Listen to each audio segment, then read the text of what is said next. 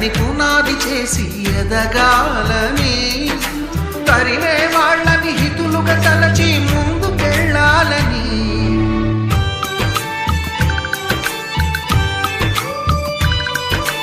కన్నుల నీటిని కలల సాగుకై వాడుకోవాలని,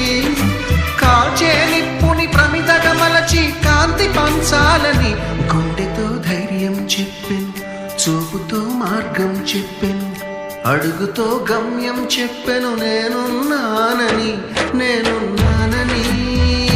నీకేం కాదని, నిన్నటి రాతని